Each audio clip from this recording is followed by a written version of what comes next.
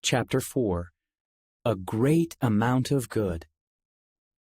On May 31, 1896, Susa Gates spoke in Salt Lake City at the first combined conference of the General Young Ladies and Young Men's Mutual Improvement Associations. The two organizations had long held annual and quarterly conferences of their own, but in recent years, many young men had stopped attending their meetings regularly, leading some YMMIA leaders to propose breathing new life into their organization by merging with the YLMIA. YLMIA General President Elmina Taylor and her officers disliked the idea. While some mutual improvement associations had already combined successfully at the ward level, the general YLMIA was thriving, and its leaders wondered if combining was in the best interest of the young women. They ultimately decided against merging, but they agreed that more combined activities with the YMMIA, including this new annual conference, could be beneficial. For the first conference, MIA leaders divided the program equally between speakers from their organizations. Susa, the second to last on the program, encouraged her listeners to have good character and live righteously. The experience was somewhat new for Susa, since women in the church at this time did not usually speak to mixed audiences except to bear testimony. Now she and other leading women had the opportunity to preach to both men and women in the same setting. After the conference, Susa talked with her friend and former classmate, Joseph Tanner, who was the president of the Agricultural College in Logan.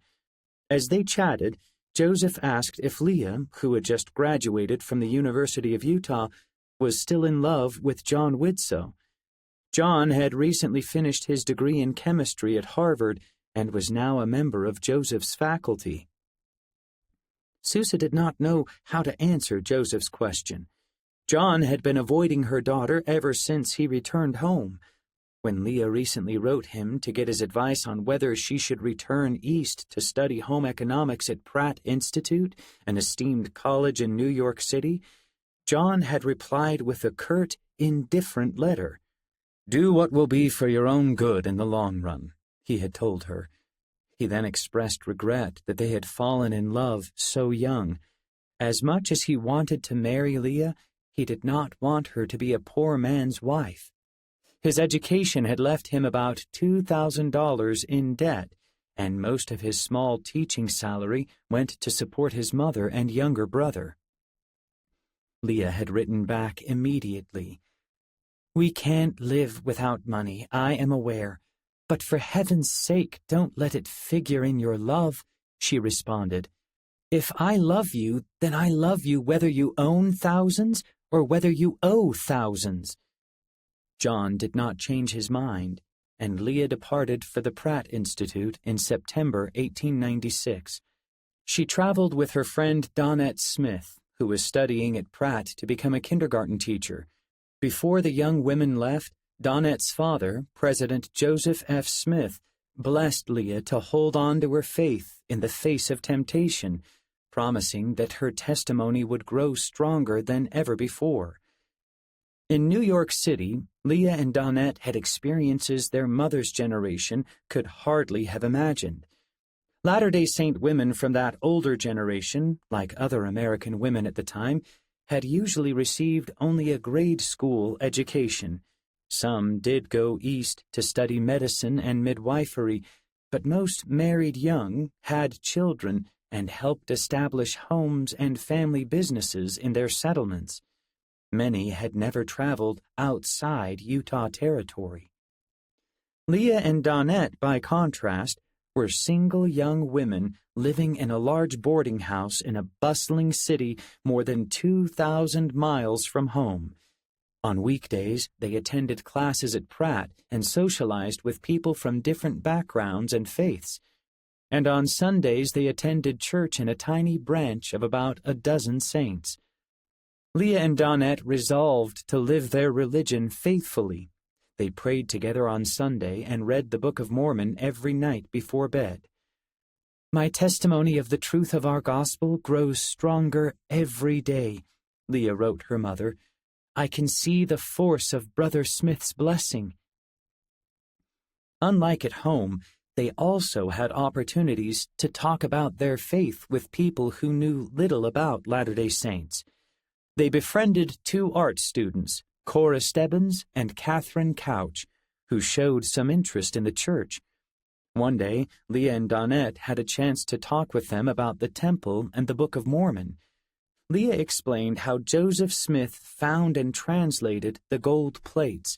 She also spoke about the Book of Mormon witnesses, continuing revelation, and the organization of the church. "You never saw such interested girls in your life," Leah later wrote to her mother. "They sat here for 2 solid hours before we realized how time was passing."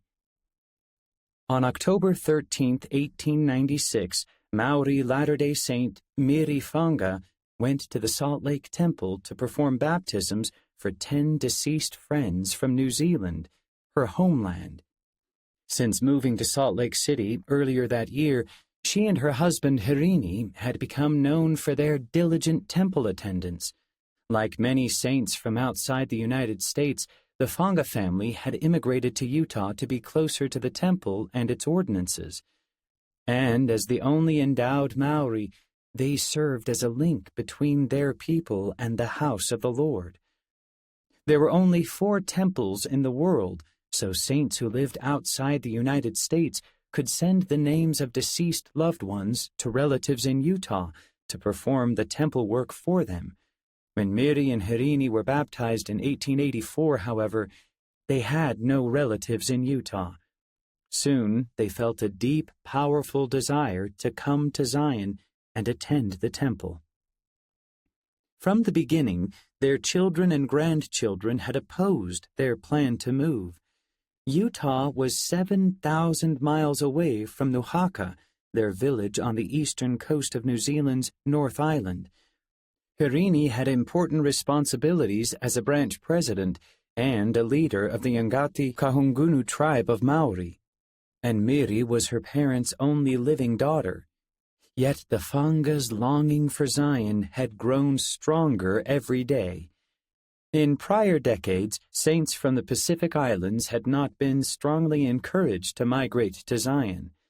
And by the time Miri and Hirini were contemplating the move, church leaders had already begun discouraging all saints outside the United States from gathering to Utah, where jobs were scarce and immigrants could become disillusioned. The first presidency granted permission for a small number of Maori to come, though, after the mission president in New Zealand vouched for their industry and capability. Miri and Hirini came to Utah in July 1894 with a few members of their extended family. They settled in Kanab, a remote town in southern Utah, where Hirini's young nephew Pirika Fanga had moved a few years after Hirini and Miri's baptism. The family expected to adapt well to southern Utah's warm climate, but when Miri saw the dry, stark landscape, she broke down and cried. A short time later, she received word from New Zealand that her mother